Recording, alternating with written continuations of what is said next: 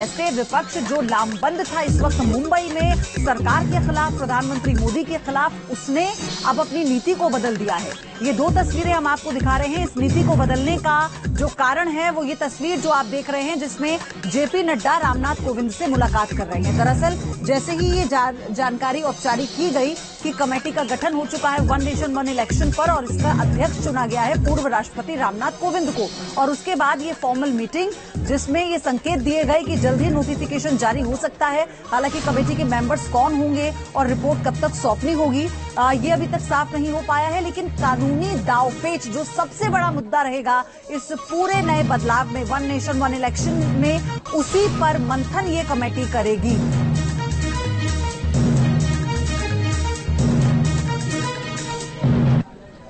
तो 24 के लिए कैसे सियासी दांव चले जा रहे हैं, अब इन 6 तस्वीरों के जरिए हम आपको सिलसिलेवार तरीके से समझाने की कोशिश करते हैं। इन तस्वीरों को देखिए, अब आप अंदाजा लगाइए कि कैसे एक तरफ जहां पूरा विपक्ष तीसरी बैठक करने जा रहा था, आज उसका दूसरा चरण था मुंबई में, वही विपक्ष अब अपनी नीति को एंड मोमेंट पे बदल देता है। सुबह 10:30 बजे का समय दिया गया था जब ये कहा गया कि लोगो जारी किया जाएगा, कल के मंथन के बाद सब कुछ स्पष्ट हो जाएगा और कौन कन्वीनर होगा ये आज तय हो जाएगा प्रेस कॉन्फ्रेंस में। लेकिन अब चर्चा का जो विषय है वही बदल दिया है। विषय है चर्चा का वन नेशन वन इलेक्शन, यानी देश में एक चुनाव की तैयारी, एक देश एक चुनाव पर कमेटी। रामनाथ कोविंद इसके अध्यक्ष बनाए गए, जेपी नड्डा उनसे मुलाकात करने जाते हैं और विपक्षी खेमे में कैसे खलबली मच जाती है।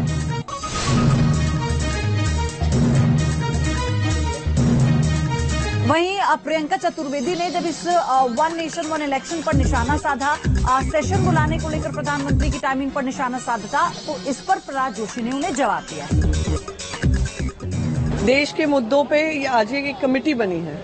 मैं उनसे कहती हूँ कमेटी महंगाई पे कब बनेगी, कमेटी भ्रष्टाचार पर कब बनेगी, कमेटी ये जो बढ़ती बेरोजगारी है उस पे कब बनेगी, महिलाओं पे कमेटी कब बनेगी, महिला रिजर्वेशन पे कब बनेगी, कमेटी किसानों के अधिकारों पे कब बनेगी। तो ये सब बाकी सब बकवास है। 3 कमेटी रिपोर्ट्स पहले ही आ चुकी हैं और वो 3 कमेटी रिपोर्ट्स बहुत स्पष्ट तरीके से कहती हैं कि 5 अमेंडमेंट्स करने पड़ेंगे। 5 अमेंडमेंट्स में लोकसभा और राज्यसभा में 3/4 सबको सहमति होनी चाहिए।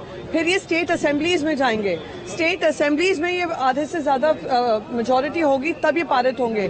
तो दुनिया को और देश को बेवकूफ बनाना बंद करें, देश के एजेंडा पे, इंडिया के एजेंडा पे चर्चा करें। अभी तो कमेटी रचा है, इतना घबराने का क्या जरूरत है। अभी तो कमेटी रचाया गया है, कमेटी रचाने के बाद इसका कमेटी का रिपोर्ट आएगा, कमेटी का रिपोर्ट पब्लिक डोमेन में चर्चा होगा। पार्लियामेंट प्रबुद्ध है, भारत देश का प्रजाप्रभुत्व एकदम मैच्योर्ड है, प्रबुद्ध प्रजाप्रभुत्व है, उसमें चर्चा होगा, इतना घबराने का क्या बात है। तो चाहे सदन हो या फिर लाल किले की प्राचीर हो, प्रधानमंत्री नरेंद्र मोदी इससे पहले वन नेशन वन इलेक्शन को लेकर इसके जो फायदे हैं वो बता चुके हैं, यानी वो अपनी इच्छा पहले ही जाहिर कर चुके थे। आपको सुनाते हैं। चुनाव के रिफॉर्म्स की भी काफी बातें हुई हैं। हम 52 से लेकर के आज तक लगातार चुनाव में रिफॉर्म होते ही रहे और होते रहने चाहिए, और मैं मानता हूं इसकी चर्चा भी लगातार होती रहनी चाहिए। उसके अंदर खुले मन से चर्चा होनी चाहिए, बंधे मन से होने की कोई जरूरत नहीं है। लेकिन आउटराइट ये कह देना कि एक देश एक चुनाव के हम पक्ष में नहीं है, अरे चर्चा तो करो भाई, आपके विचार होंगे, हम चीजों को स्थगित करो। मैं मानता हूं जी, ये जितने बड़े बड़े नेता हैं, व्यक्तिगत जब भी मिला हूं, सबने कहा यार ये बीमारी से तो मुक्त होना चाहिए। ये एक बार 5 साल में एक बार चुनाव आए, महीना 2 महीना चुनाव का उत्सव चले, फिर सब काम में लगे। ये बात सबने बताई है। सार्वजनिक रूप से स्टैंड लेने में दिक्कत होती होगी। क्या ये समय की मांग नहीं है कि हमारे देश में कम से कम मतदाता सूची तो एक हो। पहले 18 और 21 2 मतदान के अलग अलग होने के कारण अब 18 सबका मतदान है। आज देश का दुर्भाग्य है, जितने चुनाव उतनी मतदाता सूची। कितना देश का खर्च हो रहा है, कितना मैन पावर उस मतदाता सूची में लग रहा है। राज्य और केंद्र मिलकर के कानून बनाए और तय करे भाई एक ही मतदाता। और मैं बताता हूं, पंचायतों के चुनाव वाली मतदाता सूची होती है, उसमें एक भी मतदाता छूटता नहीं है, क्योंकि वहां एक एक वोट की कीमत होती है कि 30-40 वोट से हार जीत होती है। अगर वो मतदाता सूची हमारी मतदाता सूची में कभी समस्या ही नहीं आएगी। उसी प्रकार से पोलिंग स्टेशन, मतदाता को हर बार याद करना पड़े, मेरा उसको पता होना चाहिए तुम्हारा पोलिंग स्टेशन यही स्कूल का है, वो कमरा है तुम्हारा हमेशा। ये व्यवस्था क्यों विकसित नहीं हो सकती? और इसलिए इलेक्शन के रिफॉर्म्स अनिवार्य है, कर होने रहने चाहिए, लेकिन हम ये मान के चले। अच्छा, हमारे देश में पहले एक देश एक चुनाव होता था जी, ये बाद में गड़बड़ होने के बाद डिरेल हुआ है, और उसका सबसे अधिक बेनिफिट आप लोगों को मिला है। तो अब आप ये जानिए कि वन नेशन वन इलेक्शन को लेकर अब सरकार के लिए क्या चुनौती है और उनके पास विकल्प क्या है, दोनों ही बातें आपको बताते हैं। आप ऐसे समझिए कि संविधान में 5 संशोधन करना होगा, ये चुनौती है। विधानसभा को भंग करना होगा, ये एक विकल्प है। इसी के साथ चुनौती ये कि 50% राज्यों की सहमति लेनी होगी, और विकल्प क्या है, 2 फेज में चुनाव आपको कराना होगा। इसके अलावा संसद में 2/3 बहुमत की जरूरत है, और विकल्प यह है कि 1 साल में होने वाले सभी चुनाव साथ में कराना। तो सरकार के लिए जो चुनौती है और जो विकल्प है वो आपने सुना। अब हमारे 2 सहयोगी हमारे साथ जुड़ चुके हैं। विकास चंद्रा हैं हमारे साथ, दिल्ली से जुड़े हैं, और मोहित दुबे हमारे साथ मुंबई से जुड़े हुए हैं। विकास, सबसे बड़ी बात यह है कि अभी जिस तरह की तस्वीर हमने देखी थी जेपी नड्डा की और रामनाथ कोविंद की, ये तो तय हो गया कि पूरा स्केड्यूल मीटिंग का मुद्दा विपक्ष ने बदल दिया, तो इसका मतलब टेंशन बढ़ गई है विपक्ष की।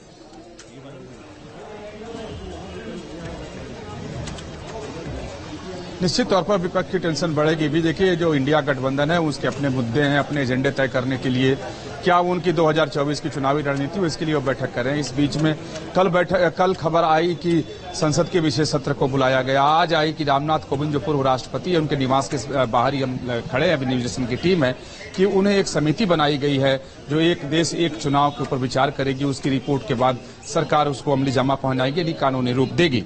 तो इसको लेकर के राजनीतिक हलचल तो बहुत बढ़ गई है, और बढ़नी भी चाहिए, क्योंकि इस पर चर्चा काफी दिनों से हो रही थी।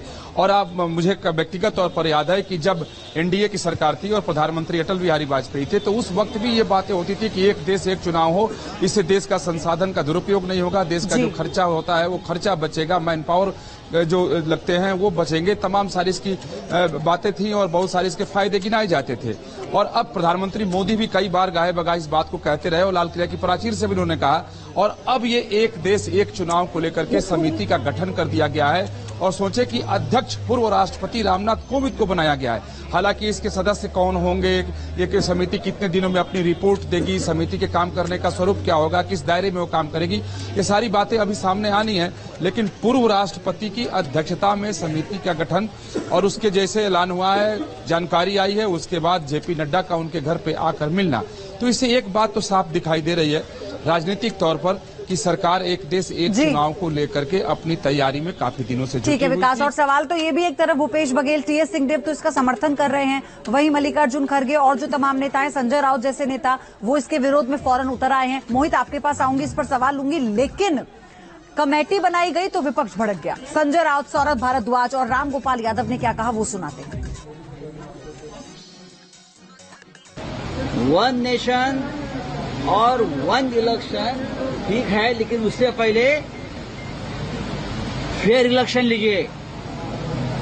फेयर इलेक्शन हमारा नारा है, not one nation one election, we want fair election, जो आज देश में नहीं हो रहा है। और ये फेयर इलेक्शन जो हम मांग रहे हैं, ये टालने के लिए ये वन नेशन वन इलेक्शन का ये फंडा लेकर आए। तो और ये मुझे लगता है एक षड्यंत्र है चुनाव आगे ढकलने के लिए। ये लोग चुनाव ही नहीं लेना चाहते। आप मुझसे लिखवा के ले लीजिए, इनमें से कोई भी मुद्दा इस सेशन में पास नहीं होगा। सिर्फ और सिर्फ भारतीय जनता पार्टी की केंद्र सरकार की घबराहट है, जिसके कारण अखबारों में और टीवी में नया नैरेटिव बनाने के लिए आनन फानन में खबर डाली गई है। इंडिया ब्लॉक लगातार मजबूत हो रहा है, जिससे केंद्र को घबराहट है।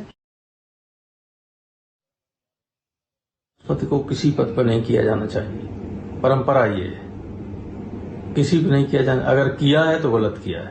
Number 2, one nation one election बाकायदा डिस्कशन होना चाहिए, और डिस्कशन होने की कोई बात, कोई निर्णय लेना चाहिए। लेकिन ये है कि गवर्नमेंट निर्णय ले चुकी है और केवल संसद का सेशन बुला के उस पर ठप्पा लगाने की बात कर रही है, तो बात दूसरी।